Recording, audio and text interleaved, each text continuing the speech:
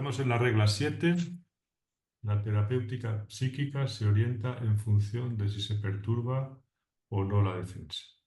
Y hoy vamos a tratar eh, de la locura invisible.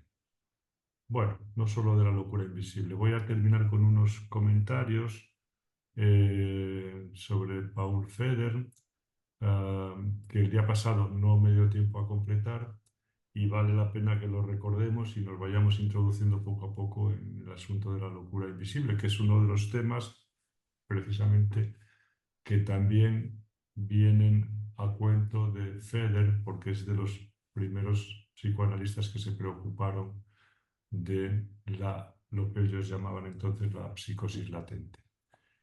Eh, Os decía el día pasado que Feder a mí me había inspirado o me había hecho reflexionar sobre 4 cosas que yo considero muy importantes para el conocimiento de la psicopatología y para el conocimiento de la psicosis y que os voy a recordar brevemente para que las incorporéis a vuestra reflexión y penséis en ellas a ver si qué os sugieren y si las podéis usar en vuestro trabajo o cómo os ayudará a pensar todo esto, ¿no?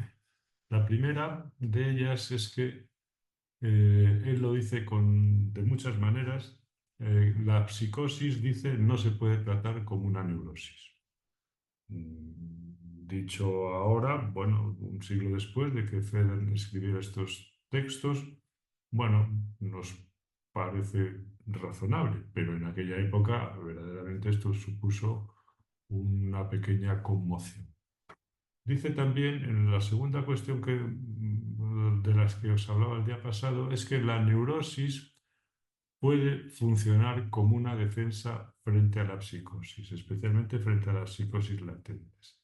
Es decir, que esto da una perspectiva distinta en el sentido de que la mejor protección de la psicosis es la neurosis. Esto da un punto de vista muy interesante para tener un cuidado especial a la hora de desmontar ciertos síntomas neuróticos que a lo mejor están manteniendo en un cierto equilibrio algo más latente y más grave, como puede ser una esquizofrenia o una psicosis latente. Os recuerdo también la tercera cuestión de la que hablábamos, con respecto al al psicoanálisis y su método clásico, que en sí mismo el psicoanálisis, con los silencios, la asociación libre, el diván, el análisis de la regresión, las interpretaciones, etcétera, etcétera, todo eso podía contribuir al desencadenamiento de una psicosis. Esto dice Feder y otros autores de los que después os hablaré. Es decir, que hay que andar con mucho cuidado, naturalmente. Y por último, toda la fórmula de Feder con respecto al tratamiento de la psicosis y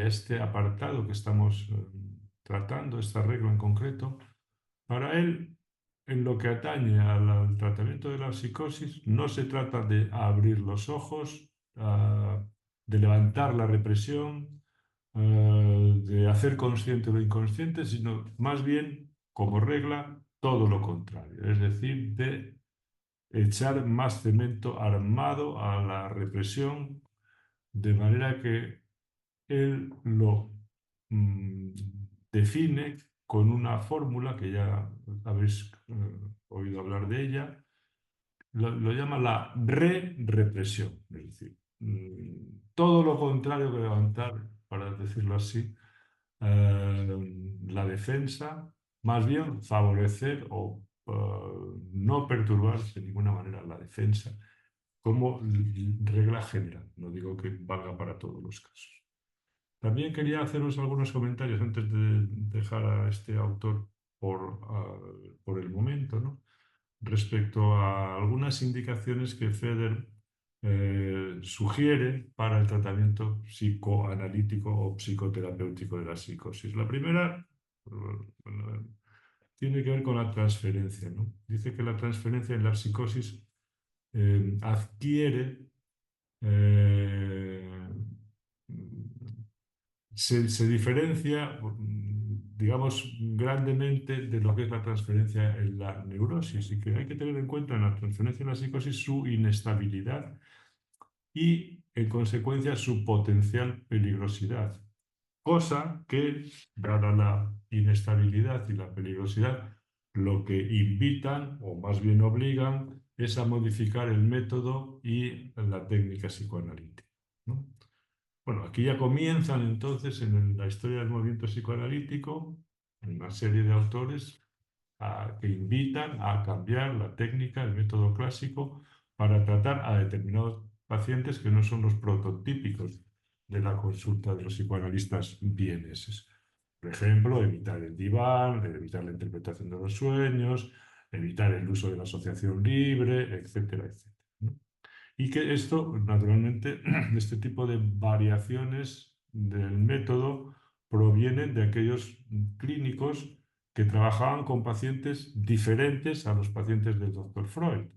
Es decir, en este caso, Feder trabajaba, tenía muchos pacientes psicóticos, esquizofrénicos especialmente, pero también vale esta recomendación de la modificación del método para todos aquellos psicoanalistas que comenzaron a trabajar a pie de obra, es decir, en la trinchera, es decir, en los ambulatorios y en las policlínicas que se comenzaron a abrir eh, en los años 20 en Viena, en Berlín y en otras ciudades europeas, ¿no? Que la patología con la que se encontraban no era precisamente la que visitaba a un psicoanalista privado, ¿no? Entonces ahí había que hacer cierto encaje de bolillos y más que adaptar como se hacía los pacientes al método, el método tenía que adaptarse a los pacientes. Otra, digamos, indicación de Feder es con respecto al diagnóstico, que veréis que adquiere una importancia notable, puesto que es necesario hacer un diagnóstico fino para evitar sorpresas en cuanto a que un paciente que parezca un neurótico o un loco que no parezca loco, mm, se puede encontrar, digamos, en una situación iatrogénica si no tratado no adecuadamente mediante el psicoanálisis puede, digamos, alborotarse más de la cuenta, ¿no? Y entonces se trata justamente de afinar más con el diagnóstico y prevenir un posible desencadenamiento. Y para ello, como vosotros sabéis, porque os dedicáis a esto, claro, él ya sugiere que, ante todo, hay que tener una actitud prudente, amable, no intrusiva, una transferencia positiva, es decir, evitar, se puede decir así un poco, el choque frontal. Porque, a ver, tenéis que tener presente que los locos no son de mantequilla, pero metidos en una cierta, ah, digamos, setting o ambiente un poco complejo y difícil, se pueden alborotar mucho. Entonces, claro, no es tanto que son ese tipo de actitudes silenciosas que acaban paranoidizando mucho a los pacientes. Entonces, esto nosotros no se nos ocurrirá nunca hacer esto eh, con los pacientes nuevos que estamos viendo. Al contrario, somos muy prudentes, muy amables, preguntamos lo que hay que preguntar o callamos lo que hay que callar. Punto. Pero eso ya es, se puede decir así, una consecuencia de una práctica muy desarrollada, que tenemos ya una cierta experiencia en ello, y sobre todo porque aplicando determinado tipo de método, la gente se pone muy alborotada. Por cierto, voy a invitar dentro de un mes aproximadamente a dos personas para que nos hablen precisamente de esto en el ámbito del tratamiento de los trastornos límite de personalidad. A uno de ellos ya lo conocéis, es Jairo, que está en la cárcel, está, digamos, haciendo una rotación en la cárcel psiquiátrica. No es porque lo hayan detenido a él, estuvo aquí con nosotros de residente y entonces en Foncalén, me parece que se llama, en Levante, y a otra psicoanalista, colega nuestra, que trabaja en Alicante, Remedios, que trabajó durante mucho tiempo y fue directora y coordinadora de un servicio de TLPs, ¿no? Ellos conocen muy bien todas am, digamos, las técnicas, se puede decir así, que actualmente más se usan para este tipo de personas, ¿no? Y en concreto vamos a centrarnos con una de ellas especialmente, que es Otto Gerber, cuyo tratamiento, ¿verdad? Si lo leéis con un poquito de atención, es muy paranoidizante. Entonces, claro, ya la pregunta que me hago es, ese tipo de ir al choque con pacientes, aunque sean TLPs, ah, la pregunta que me hago, y es la que le he hecho a ellos para que traten de responderla, es ¿en qué, co- cómo se sostienen esos pacientes después de ser sometidos a un tipo de entrevistas y pues, con un silencio densísimo, todo este tipo de cosas? ¿Cómo no se ponen más alborotados? Algunos de ellos, otros se ponen muy alborotados, por supuesto. ¿Cómo no se alborotan más? Entonces, claro, yo la idea que me hago, que es lo que les he sugerido a ellos que lo piensen, que nos informen primero de cómo funcionan actualmente los tratamientos para TLPs, a lo que se diagnostica como TLPs, que después hay un poco de todo, ¿no? Eh, y si la transferencia es tan poderosa que aunque pongas a un paciente boca abajo o boca arriba, es más fuerte la transferencia que tu mala intervención, ¿no? Bueno, esto es lo que quiero que ellos lo, lo- nos lo expliquen dentro de cuando vuelva de Buenos Aires, más o menos.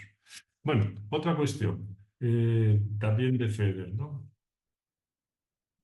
Feder formula cuatro reglas claras de comportamiento o de indicaciones de conducta para los clínicos, ¿no? Dice, fijaros, evitar toda mentira o amonestación o echar la bronca a los pacientes. Esto tenemos que recordárselo a algunos compañeros o compañeras nuestras que están un poco acostumbrados a esto. Evitar toda mentira o amonestación. Aclarar los malentendidos antes de finalizar la sesión y reafirmar los aspectos positivos del encuentro. Claro que son cosas muy de sentido común, pero son muy útiles. No puedes dejar a un paranoide o a un paranoico con la sensación de no se sabe qué, sino más vale que la aclares porque se te va a alborotar más de la cuenta. Y es así en general. A los pacientes hay que decirles de las cosas como son y en general con claridad y no cambiar de opinión. Porque enseguida esto lo detectan y con toda la razón del mundo tienen buenos motivos, no solo los de la propia locura, sino buenos motivos para no creer en ti y no confiar en ti. Así que eso hay que evitar. Feder dice evitar la mentira, echar la bronca, la amonestación, aclarar los malentendidos antes de finalizar cada sesión y reafirmar los aspectos positivos del encuentro, ¿no? Bueno, fomentar en todo lo posible la transferencia positiva, ¿no? Que es de lo que el tratamiento, viene a decir él, es de lo que debe nutrirse, ¿no? También sugiere que el clínico tiene que estar muy atento, el terapeuta muy atento a los cambios de ánimo de los pacientes, ¿no? Eh, a- digamos, a las cosas que se presentan de vez en cuando, discordancias, desorganizaciones, cosas de ese tipo, que con otros pacientes más armados te puedes distraer, pero con pacientes un poco delicados conviene estar muy atento a cualquier nota discordante que aparezca en el tratamiento, ¿no? Dice también que el tratamiento psicológico, el psicoanálisis, sí, requiere unas condiciones particulares, ¿no? Por ejemplo, y esto también es muy importante y muy útil para el trabajo diario, él desaconseja realizar una anamnesis exhaustiva. Y tiene toda la razón. Es decir, recordar los episodios psicóticos pasados, ¿no? Porque eso por sí mismo puede provocar recaídas. Y los pacientes, uno tiene que fiarse de ellos. Hay pacientes que te dicen, hoy no quiero hablar porque no me encuentro bien, te dice uno. Esta mañana o me dice, "Mm, a veces tengo la impresión que todo lo que digo aquí empeora y que además estoy dándole, digamos, más fortaleza a mis enemigos. Digo, pues hoy vamos a hablar del Real Madrid. Vale, pues vamos a hablar del Real Madrid. Ya está. Habla lo que quieras. Y otras veces, cuando viene más angustiado, sí que es capaz de hablar de otras cosas, ¿no? Pero hay que andar con mucho cuidado, porque las historias clínicas con los pacientes de este tipo no consisten en descerrajar hasta el tuétano, digamos, cómo comenzó un brote. No, no, no, no, no, no, no. Hay cosas que hay que bordearlas porque son muy dolorosas, no solo porque son muy dolorosas para el paciente, sino porque en realidad tampoco tienen herramientas, ni siquiera a veces palabras para ponerlas ahí. Con lo cual hay que andar con ojo. Y él lo dice muy claro, evitar hacer anamnesis exhaustivas. A veces trabajamos con compañeros que, por ejemplo, un caso, ¿no? Me dice, cómo estás llevando este caso? Digo, no tengo ninguna prisa en saber exactamente cosas del diagnóstico, me da igual, ¿no? Yo de momento estoy tratando de mantener una buena relación con esta persona, que se fortalezca la transferencia y ya veré después. Dice, pues no, yo voy por el camino contrario. Yo lo que quiero es saber el diagnóstico porque tal, tal, tal. Digo, a mí el diagnóstico es que me da igual. Digo, ten cuidado, no lo fuerces mucho, no siendo que no quiera volver. Dice, hombre, eso no lo había pensado. Digo, pues es lo primero que hay que pensar. Y como son personas muy delicadas, lo que hay que hacer es que se asienten y luego ya podemos hablar de otras cosas, si llega el caso. ¿Vale? Estos son puntos de vista. Yo os doy el mío y en este caso es coincidente, por eso estamos hablando de Paul Feder. También Feder sugería y lo recomendaba, él trabajaba en una consulta privada, que tenía que haber siempre, cuando un psicoanalista se ocupara de esto, de pacientes graves, un acompañante o un ayudante o una enfermera, ¿no? Una mujer, decía él, preferentemente con actitud maternal, porque esto para este tipo de pacientes era lo mejor que se podía, una actitud maternal. Eso es. Y que incluso tuvieran relación fuera de lo que es el tratamiento, les acompañara por la calle, etcétera, todo este tipo de cosas, ¿no? Bueno. Otra cuestión, ¿no? Por ejemplo, que se plantea en muchas ocasiones. ¿Y qué se hace cuando los pacientes preguntan acerca de la vida sexual, si se les puede decir algo y tal? Bueno, pues aquí es una cosa que suele surgir así, que en fin, desde luego la respuesta no vale para todos, ¿no? Pero Feder recomendaba que, bueno, pues que tuvieran una vida sexual moderada, es decir, fuera de excesos, ¿no? A veces también recomendaba la esterilización. Y diréis vosotros, joder, ¿de dónde han sacado este tío, no? Pues bueno, pues ¿de dónde lo han sacado, no? Simplemente que estamos hablando de personas que vivieron en 1930 y tantos, 40, y entonces estas cosas se planteaban así directamente. No son la esterilización, la eugenesia, etcétera, etcétera. Y bueno, la mayoría de los médicos en aquella época eran partidarios de esto. Ahora también, porque basta que tengas algún paciente que tiene riesgo de quedarse embarazada por tercera vez, pues rápidamente se toman medidas. En fin, no crees que estas cosas no se plantean ahora, ¿no? Bueno, ah, y él recomendaba, claro, como con este tipo de pacientes el tratamiento es tan largo que a veces uno está toda la vida hasta que se jubila, pues que conviene que haya una buena relación, una higiene mental, dice él, sostenida durante muchos años, ¿no? Y, por supuesto, recuerdo que el principio para él, con respecto al tratamiento de la psicosis, era la represión, es decir, cerrar las compuertas. No abrir las compuertas porque cuando hay una inundación, decía, si se llena de agua el estanque y abres las compuertas, lo que causas es una inundación, en lugar de aliviar, se puede decir así, los diques. Al contrario, con un neurótico puedes abrir todas las compuertas que quieras, que no pasa nada. Pero con esta gente no, porque pueden ser muy destructivo. Bueno, eh, el personal auxiliar que os comentaba antes, pues hombre, debe de tener algún tipo de formación y debe tener algún tipo de capacidades personales o actitudes, ¿no? Hay personas que no han estudiado mucho y sin embargo saben muy bien estar con los pacientes, son muy cercanos, muy firmes cuando hay que ponerse firmes, son muy maternales en ese sentido, ¿no? Muy cerca y desempeñan, nosotros tenemos compañeras en este caso, que trabajamos mucho con ellos en enfermería, joder, que vamos, estar descuidado cuando una de estas personas dice, pues me lleva a Carmen, la enfermera, dice, joder, me quedo yo más tranquilo que un ocho, porque sabes que trabajan muy bien ellas y otras personas, ¿no? Que están muy preparadas y tienen un aguante muy fuerte, muy especial para todo eso, ¿no? Bueno, y por último,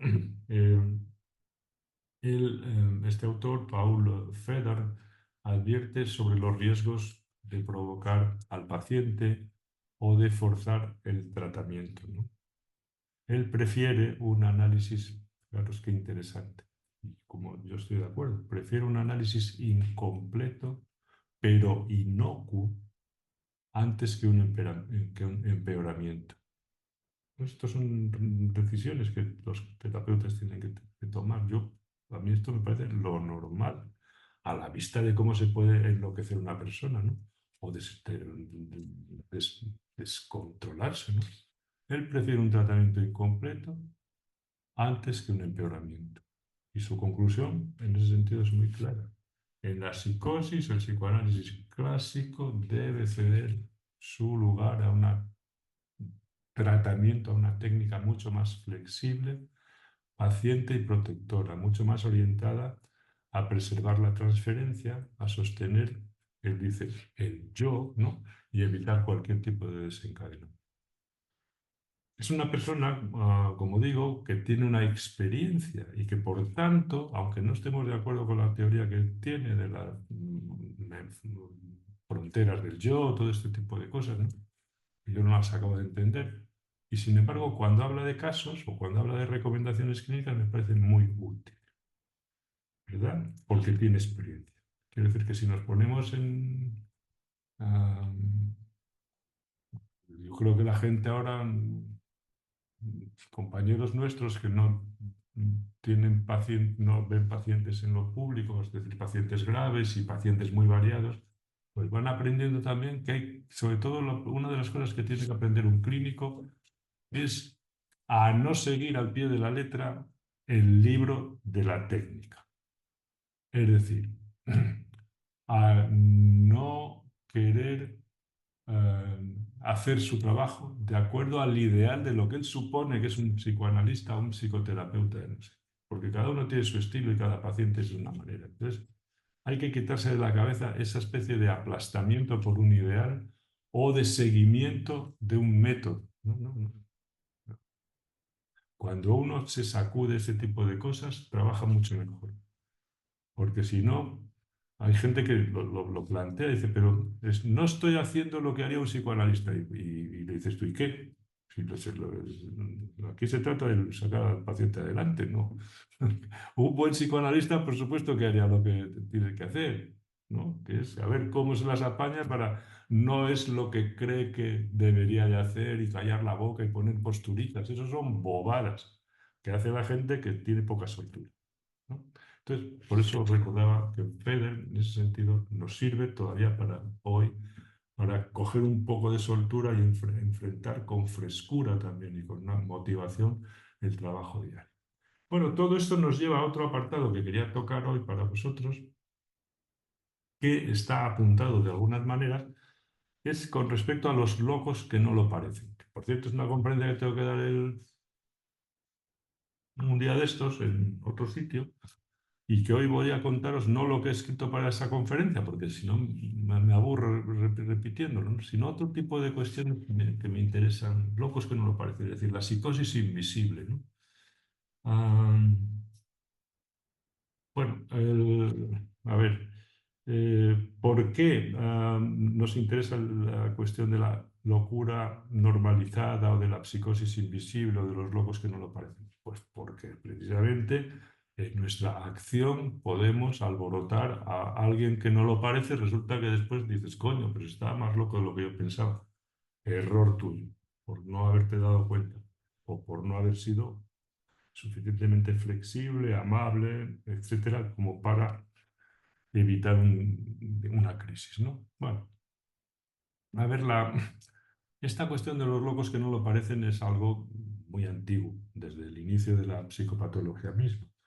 Y hay, por ejemplo, distintos motivos por el que se ha estudiado con mucho detenimiento todo este asunto de la locura lúcida, de la locura discreta, etcétera, etcétera. De los locos que no lo parecen, que es una expresión que yo tomo aquí de un alienista español del siglo XIX que se llamaba José María Esquer y dio una conferencia que se llama así, Locos que no lo parecen.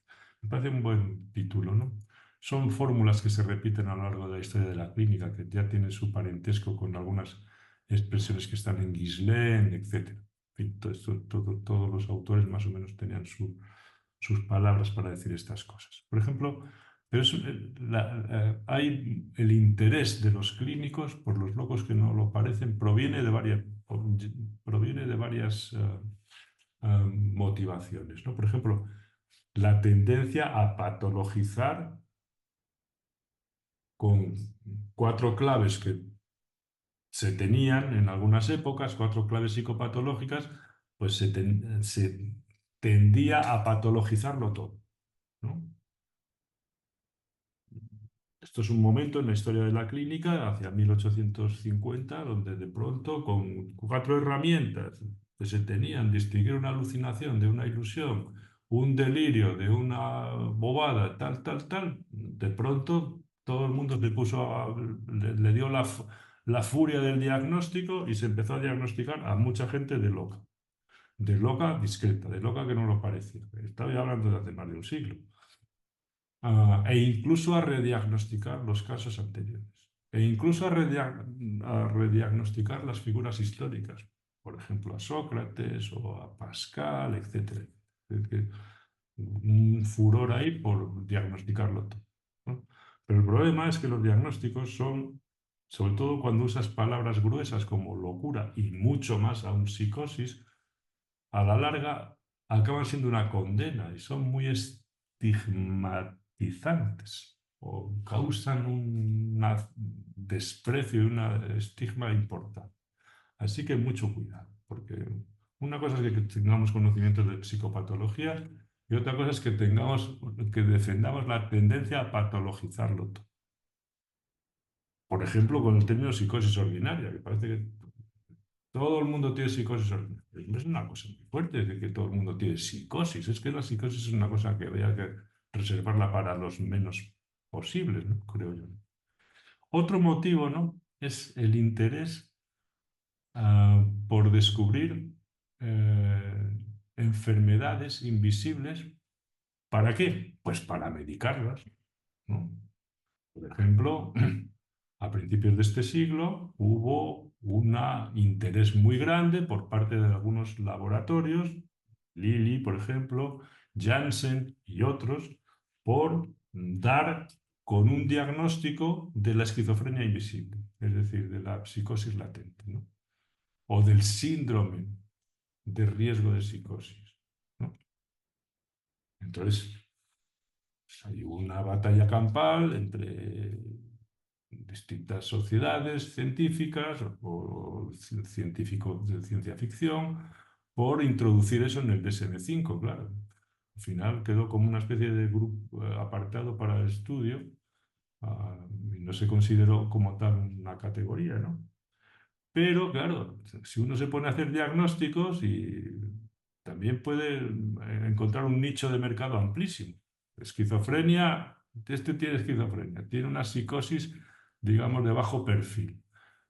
Tiene un riesgo de desencadenar una psicosis. Por tanto, vamos a medicarlo ya, ¿verdad? Para que evitar, pero sí que es un error, porque no por medicar a alguien vas a evitar un desencadenamiento. Pero lo que sí le puedes evitar es que acabe el bachiller, porque atontado con 3 miligramos de risperidona, a ver quién estudia, yo qué sé, un poquito de matemáticas o de historia, que no se te queda en la cabeza nada, no encuentras ni los apuntes. Bueno, pues esos son problemas, ¿verdad?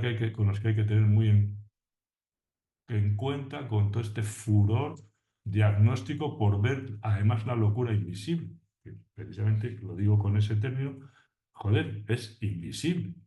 La podemos suponer, pero a ver, es muy difícil de diagnosticar eso, ¿no? Otra motivación, pues, por ejemplo, como en el caso de Esquerdo, ¿no? Es que en aquel momento tenía su lógica, es exonerar a los locos de la responsabilidad civil o penal. Eso es un momento de la historia de la clínica. Es decir, no, no, es que le clavó un cuchillo y le comió el corazón y las uñas. Dice, bueno, pero a ver, vamos a ver qué le pasa. No, no, es que estaba loco. Vale, pues entonces podemos declararlo inimputable porque estaba zumbado y tiene cualquier cosa. Monomanía, psicosis, tiene el copón divino, ¿no? Bueno, pues eso ha sido otro motivo también. Y después, en el caso del psicoanálisis, esto tiene un interés especial, ¿no? Tiene un interés muy especial porque en la psicoterapia, en el psicoanálisis, un diagnóstico no muy afinado puede ocasionar que el tratamiento sea iatrogénico y que lo que tratabas de hacer es que alguien se equilibrara un poco, acabas completamente desequilibrándolo, ¿no? Entonces, ahí sí que tiene un interés muy especial toda esta cuestión de el estudio de la locura de bajo perfil, ¿vale? No para no hacer nada con ella, porque diagnosticas a alguien de psicosis y te quedas con los brazos cruzados porque ya te has quedado como el perro, cuando ya no sabes muy bien qué hacer. No, no, es que con este tipo de personas se pueden hacer muchas cosas, naturalmente. Pasa que hay que saber bajar ese terreno y moverse ahí, ¿no? Pero no olvidéis que los locos no son de mantequilla y que hay que apechugar mucho a una persona para psicotizarla. No, no, no es de un momento para otro. Entonces, bueno, si alguien ve que las cosas no van por ese lado, pues que cambie de velocidad y vaya por otro. Bueno, entonces,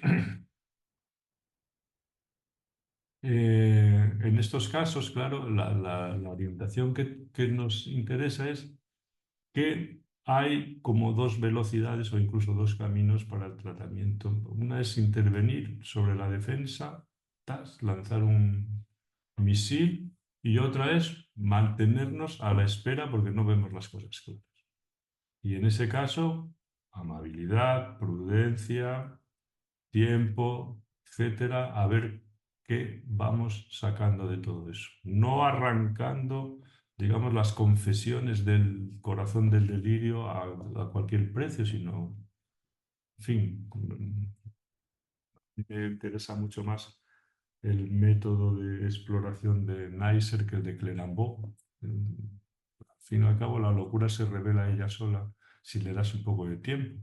En la transferencia, en el contacto diario. No hace falta que vayas con el soplete a buscarla, porque lo único que haces es causarla, no desencadenarla. Bueno, pero no olvidéis esto, de que los locos no son de mantequilla y que la gente va completamente atemorizada y dice, uy, no le puedo decir nada porque hombre, dale los buenos días, eso por lo menos, bueno, pues, a ver si se va a brotar. Hombre.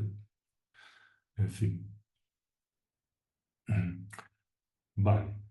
Las actitudes bruscas, todas estas cosas que recomendaba Feder evitar, ¿no? Eso hay que tenerlo en cuenta. Tomarse el tiempo necesario, por supuesto, el tiempo necesario. Y el tiempo necesario puede ser que incluso te jubiles y no sepas el diagnóstico de un paciente. Eso es tomarse el tiempo necesario. Yo me voy a jubilar y hay unos cuantos pacientes que no les habré puesto nunca un nombre, porque no lo sé. Torpeza, por supuesto, torpeza mía, sin duda. Los tengo en el repertorio de frágil. Es frágil, este es frágil, hay que andar con cuidado con él. Pero, hombre, a ver, las clasificaciones, nosotros no somos científicos naturales y entonces tenemos unas clasificaciones o una ley universal de la gravitación como Newton. A ver, estamos en un mundo de ciencia ficción, entonces es normal, digamos, que nuestras clasificaciones no se adecúen. O sea, las personas son tan variadas que nuestras clasificaciones, que son siempre provisionales y pues, están hechas un poco con las pezuñas, pues no, digamos, acojan a toda esa variedad, ¿no? Pues bueno, pues no me entra en este lado, no me entra en este lado, no me entra en este lado, pues, pero frágil sí es, tengo que andar con cuidado con. Bueno, pues con eso ya es bastante, ¿no? La psicosis invisible ha estado, como digo, presente a lo largo de toda la historia de la psicopatología moderna. No solo la moderna, porque si queréis irnos 25 siglos atrás, pues, la locura discreta ya existía.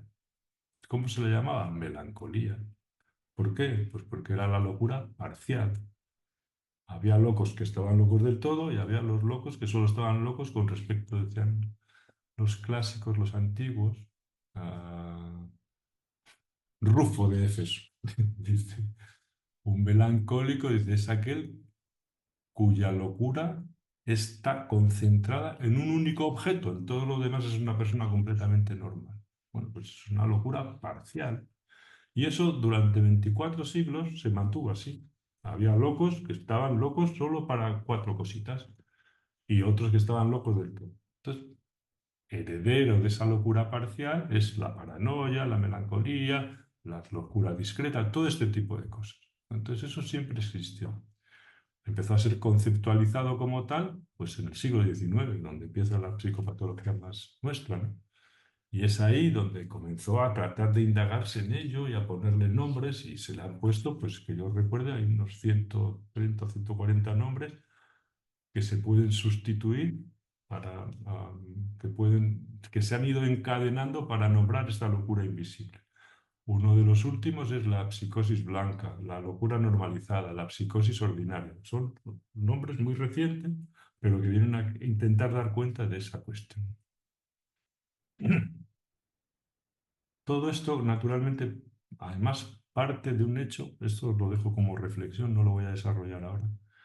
En realidad, vamos a mirar todo esto desde otro punto de vista, ¿vale? Otro punto de vista que es el siguiente. La psicopatología moderna se fundamenta en un binario. Está muy claro en Joseph Lacan y una serie de autores, ¿no?, que lo plantean así. ¿Qué es la locura? Dice, lo contrario de la razón. ¿Qué es la razón? Lo contrario de la locura. Entonces, tenemos dos términos, ¿verdad?, que se oponen el uno al otro y que uno da para definir al otro y el otro al uno. Lo contrario de la locura es la razón. Bueno, tenemos ahí dos espacios ya. Una línea divisoria, digamos, una frontera en la que una frontera que separa dos estados, dos países, dos territorios. Los locos de los cuerdos. Perfecto. Bueno, entonces, eso es un tipo de manera de entender las relaciones de la locura y la razón, ¿verdad? Que da pie, se puede decir así, a una psicopatología categorial de estructuras clínicas, de tipos clínicos, de enfermedades mentales, lo que queráis. Esto es distinto de aquello, es lo opuesto, es lo tal. Todo eso. Tenemos otra manera, que es muy antigua también. Otra manera que es, la locura no es lo opuesto a la razón, sino que son primas hermanas. La locura y la razón están hermanadas. No son lo contrario, sino que se articulan e incluso favorecen mutuamente. Este es otro punto de vista completamente distinto, ¿no? O sea, que la locura y la razón en realidad se potencian, para bien incluso. Este es un punto de vista muy clásico, ¿verdad? Si leéis a Platón, que no escribía sobre estas cosas, pero de vez en cuando habla de la locura sagrada, o Aristóteles, el problema 30, cuando lees la descripción del problema 30, dices, hostia, esto fíjate, La melancolía tiene que ver con la genialidad. ¡Buf! ¡Qué cosas!, ¿no? Son puntos de vista que están ahí. Probablemente el que más, no, me estoy enrollando mucho porque no quería hablar de esto. El autor que más lo estudia con más detalle y que con términos más claros lo plantea fue Schelling. Ah, y él dice, lo dice al revés, dice, no es que la razón, se dice, es la fuerza importante de la razón le proviene de la locura. O sea, que lo ve completamente al revés, un romántico como era él. Bueno, todo esto ha tenido mucho eco después en otros autores más recientes, Michel Foucault, etcétera, que también lo han desarrollado a su manera. Pero bueno, que contad con, con estos puntos de vista.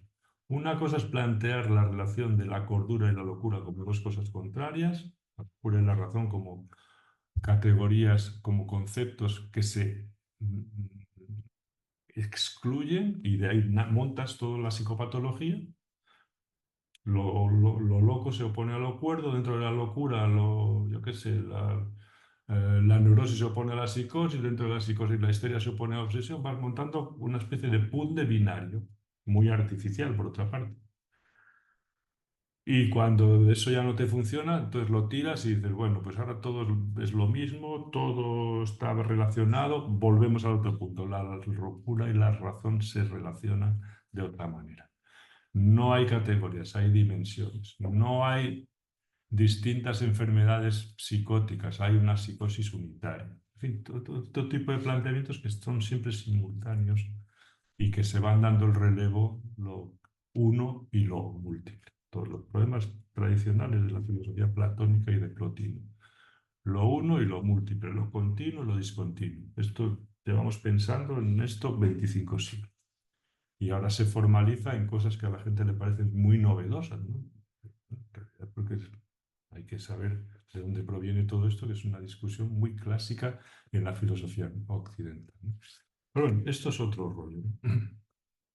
A lo que me interesa a mí es que la locura invisible comenzó a ser estudiada seriamente en el mundo psicoanalítico, me refiero ahora ya, precisamente en el mundo psicoanalítico para no causar estragos, no causar iatrogénesis. Y hay tres autores, si yo tuviera que resumir, ¿qué autores han sido los pioneros en el estudio de la locura invisible? Tres psicoanalistas. Pues claro, ¿de dónde proviene toda esta cuestión de la locura invisible? Pues de un autor suizo, o sea, antes ya existía con otras denominaciones, pero el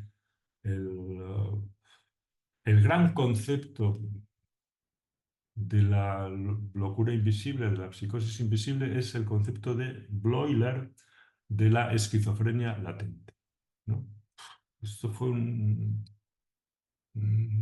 claro, proponer que de pronto la enfermedad más terrible tenía una de sus formas clínicas, era una esquizofrenia invisible.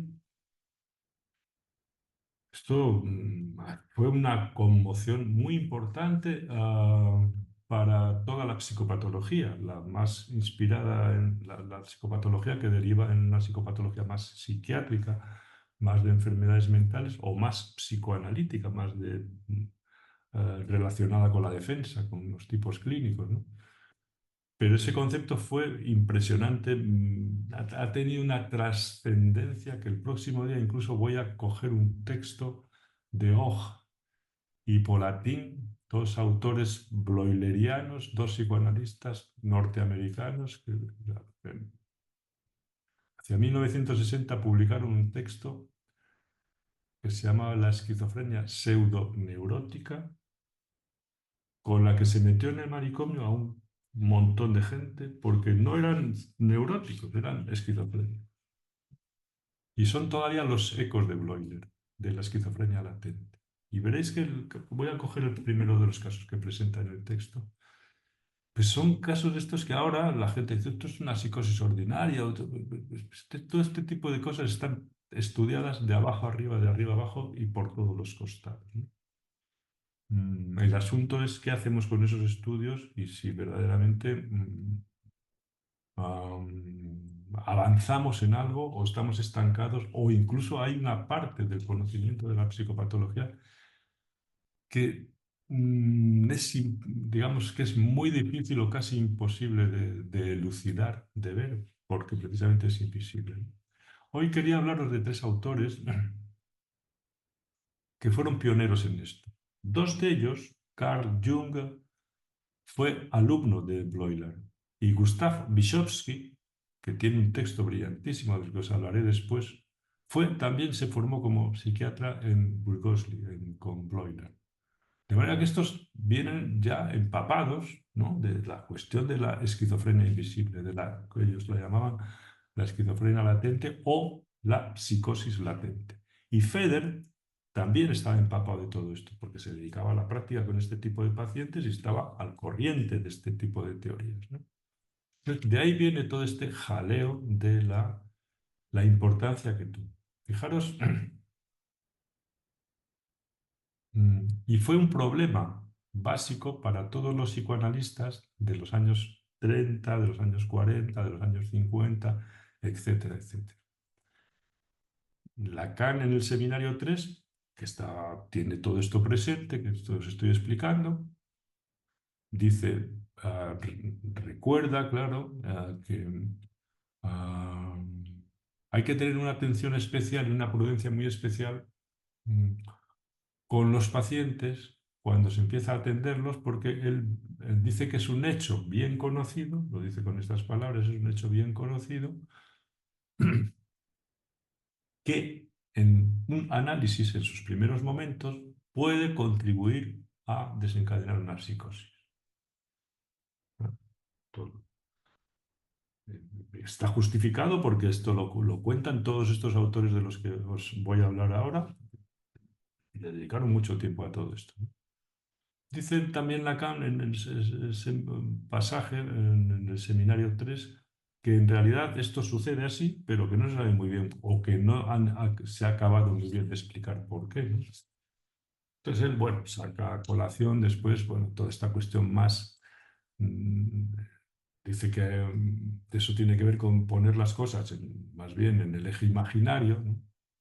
Y que ese hecho es, como dice, poner al sujeto en la antesala de la locura.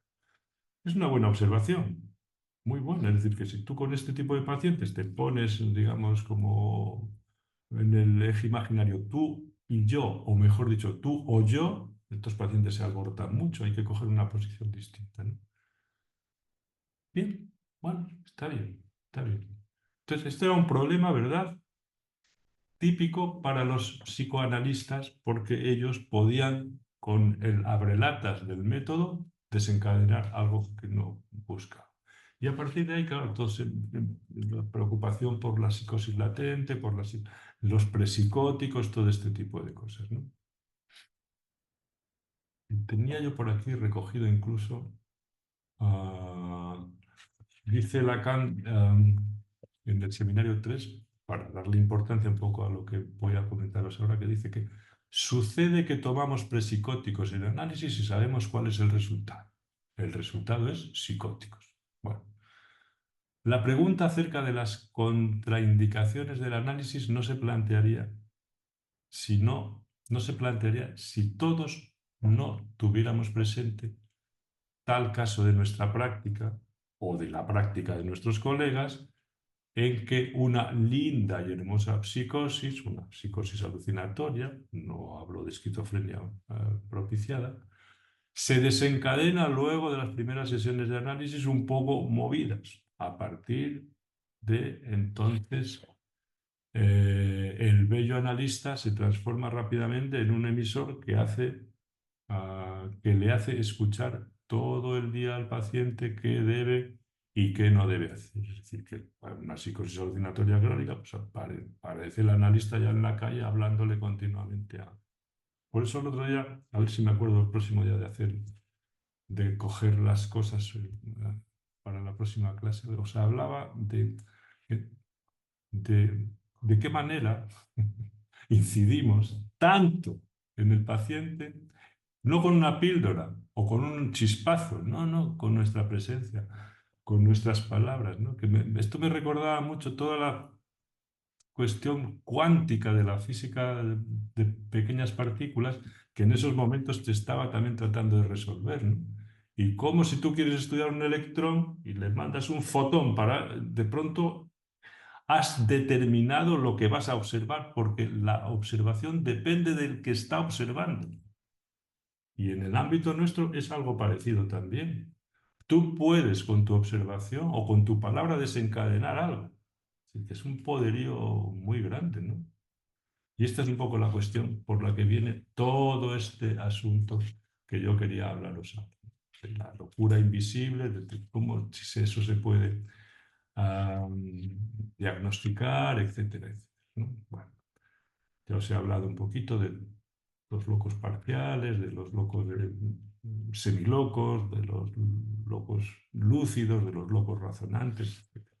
Toda esa cantidad de eh, nombres que se le han ido dando, ¿no? Esquizofrenia latente, psicosis latente, delirio de referencia de los sensitivos, esquizofrenia pseudoneurótica, como si, borderline, trastorno bipolar tipo 2, por ejemplo, ciclotimia, psicosis blanca, síndrome de riesgo de psicosis, psicosis ordinaria. Bueno, tenemos ahí una cantidad de nombres que van todos en esta dirección.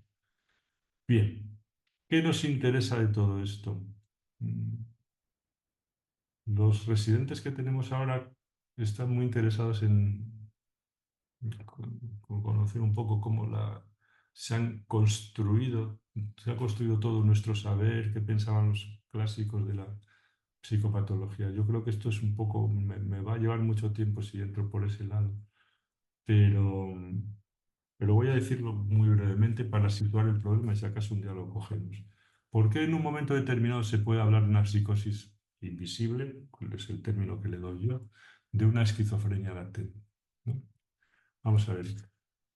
Cuando se empiezan a inventar las enfermedades mentales, ¿verdad? Hay todo un tiempo de semiología clínica que está destinada a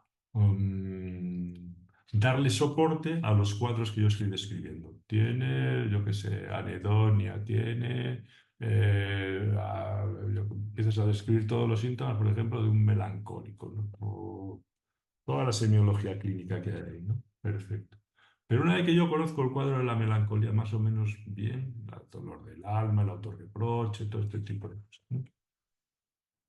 Claro, en un momento determinado que yo conozco eso bien, puedo rápidamente pensar, pero bueno, esto es el estado máximo, ¿no? Y el estado mínimo, ¿qué sería la melancolía? Entonces, a finales del siglo XIX y sobre todo en las primeras décadas del siglo XX, comienzan a construirse, a elaborarse una serie de teorías sobre la locura, sobre la psicosis, según las cuales la psicosis tenía como dos porciones, dos planos, ¿no? El plano que se veía y el plano que no se veía. ¿A qué me refiero con esto? ¿Vosotros habéis leído a Clerambault? ¿Sabéis quién, por ejemplo, por poner un autor que la gente todavía lo conoce, ¿no?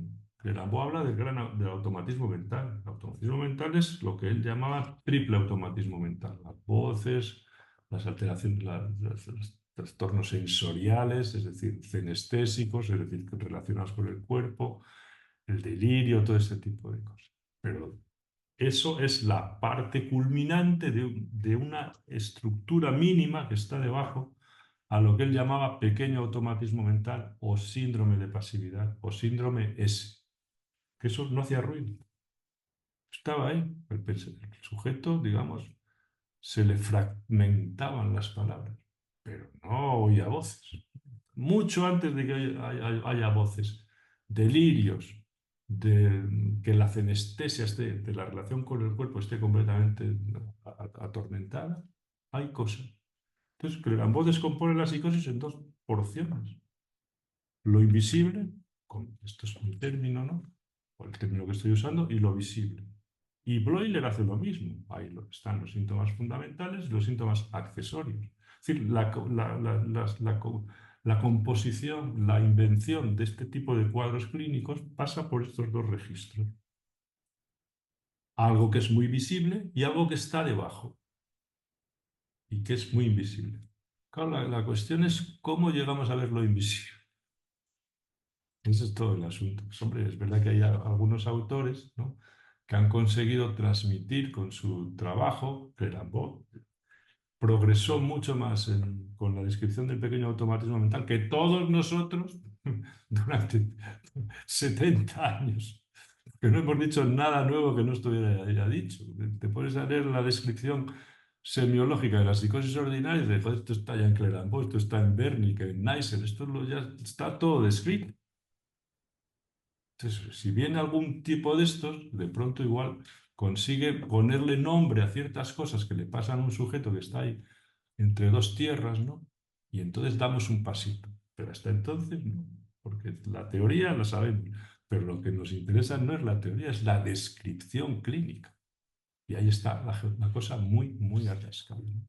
Entonces, bueno, tener presente esto, ¿no? Que hay, ¿verdad? Que hay todo, todo este desarrollo de estas composiciones, se puede decir así, de la psicosis, ¿no?, con estas dos porciones, y que precisamente el interés de la psicopatología es nombrar esa psicosis de bajo perfil que está debajo. Para el clínico, lo que le interesa es no perturbar a los pacientes. Entonces tienes que hacer el diagnóstico clínico suficientemente como para.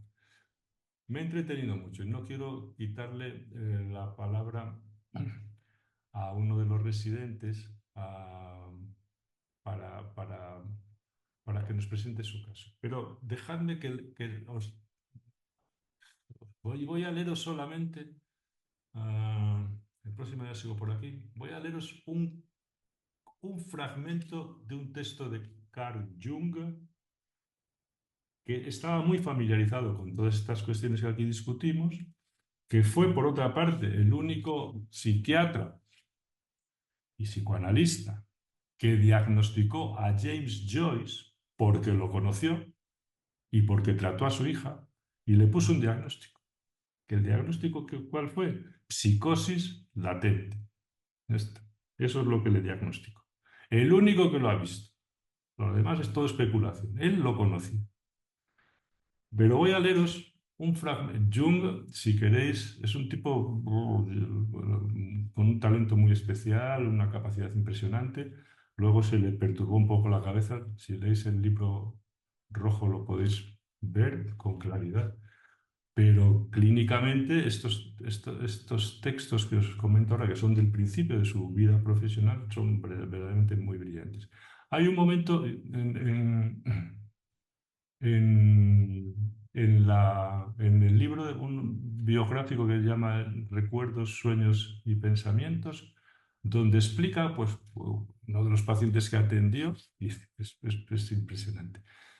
Entonces, es un tipo que es absolutamente normal, llamativamente normal. Voy a leeros cómo lo escribe él, ¿no? Él se pregunta por todas estas cosas que estamos hablando. Lo voy a leer y con esto vamos a darle la palabra después a Marino, ¿no? Dice, a ver, sí. Uno de ellos es un médico, comienza a hablar de gente normal que después estaban locos, ¿no? Uno de ellos es un médico que se dirige a Jung porque quiere ser psicoanalista. Y que vale la pena entonces leer íntegramente esto. Y dice, y estas son palabras de Jung: cuando alguien tiene una neurosis es comprensible que realice su análisis, pero si es normal, no existe ninguna obligación. Pero puedo asegurarles que tuve asombrosas experiencias con la denominada normalidad. Una vez topé con un discípulo completamente normal. Era médico y se me presentó con las mejores recomendaciones de un viejo colega. Fue ayudante suyo y se hizo cargo de su consulta. Tenía éxitos normales, una consulta normal, una mujer normal, hijos normales. Vivía en una pequeña casa normal de una pequeña ciudad normal. Tenía ingresos normales y probablemente también una alimentación normal. Quería ser psicoanalista. Y entonces yo le dije, ¿sabe usted lo que significa eso? Eso significa que primero tiene usted que conocerse a sí mismo. El instrumento es usted mismo. Si usted no está bien, ¿cómo podrá ponerse bien o poder poner bien a un paciente? Si usted no está convencido, ¿cómo podrá convencerles? Usted mismo es la auténtica materia prima. Pero si no lo es, entonces que Dios le ayude. Bueno, entonces, en tal caso, llevará a sus pacientes al error. Debe, pues, usted primeramente iniciar un análisis de sí mismo. Entonces el hombre, bueno, se pone el tratamiento, tal, tal, tal. El hombre estuvo de acuerdo, no tengo nada más problemático que contarle, dice yo. Y entonces Jung le contesta, bueno, entonces podemos examinar su sueño, si usted no tiene nada problemático que contar. Dice, él contestó, no tengo sueños. Y le dije, pronto empezará usted a tenerlos. Otro hubiera probablemente soñado ya en la noche siguiente, pero él no. No podía recordar ningún sueño. Y así fue durante 14 días. Y me pareció, dice Jung, algo inquietante. Bueno, finalmente se presentó un sueño muy significativo. Soñó que viajaba en tren. El tren paró 2 horas en cierta ciudad. Puesto que el soñador no conocía este lugar y deseaba conocerlo, se dirigió al centro de la ciudad. Allí encontró una casa medieval, probablemente el ayuntamiento, y entró en ella. Recorrió largos pasillos y entró en bellas salas de cuyas paredes colgaban antiguos cuadros y hermosos tapices. Valiosos objetos se veían por doquier. Repentinamente vio que oscurecía y el sol se escondía. Pensó, debo volver a la estación. En ese instante descubrió que se había perdido y no sabía ya dónde estaba la salida. Se asustó y a la vez se dio cuenta de que en la casa no había visto a ningún hombre. Se sintió intranquilo y apresuró sus pasos con la esperanza de encontrar a alguien, pero no halló a nadie. Entonces llegó a una gran puerta y pensó aliviado. Aquí está la salida. Abrió la puerta y descubrió que había entrado en una enorme sala. Estaba tan oscura que ni siquiera podía distinguir la pared de la sala. Entonces vio exactamente en el centro de la habitación algo blanco en el suelo. Y cuando se acercó, descubrió a un niño idiota de unos 2 años. Estaba sentado en un orinal y se había embadurnado con heces. En ese instante se despertó, dando un grito de pánico. Y dice Jung, esto me bastaba. Se trataba de una psicosis latente. Puedo decirles que yo sudaba cuando intenté librarle del sueño. Tuve que describir el sueño lo más tranquilamente posible. No me detuve en detalles. Lo que el sueño expresaba es aproximadamente lo siguiente, el viejo con el que empieza, el tal, tal, tal. Entonces va haciendo toda una interpretación de este sueño, ¿no? Pero él, a lo que vamos, es que capta a través del sueño, dice, eureka, lo encontré. Esto es una psicosis latente. Bueno, ¿cómo llega a esta conclusión? Pues por la experiencia que tenía, naturalmente. Porque eso es lo que dicen Feder, dice, un psiquiatra experimentado estas cosas las pilla, si tiene experiencia suficiente, ¿no? Pero bueno, a lo que vamos es esto, ¿no? Fijaros, esto es lo que me interesa a mí, de qué manera estos autores están ya muy preocupados porque debajo de lo normal se puede ocultar la locura más bruta. ¿De acuerdo? Y que precisamente esto adquiere una relevancia especial para los terapeutas, para no alborotar más a los pacientes. Bueno, el próximo día voy a recuperar un poquito algo más de Jung. Os explicaré qué recomendaciones da Feder también para la cuestión de la esquizofrenia latente y Vygotsky, que es un texto muy interesante. A ver si soy capaz de explicaros también por las entrevistas que tiene Ruth McBrunswick con el hombre de los lobos y cómo lo psicotiza por no saber guardar bien los tiempos. Y os comentaré también un caso de Hoch y Polatin, de esto llamada esquizofrenia pseudoneurótica, que son casos de estos que ahora se discuten con otros nombres. ¿Vale? Ah,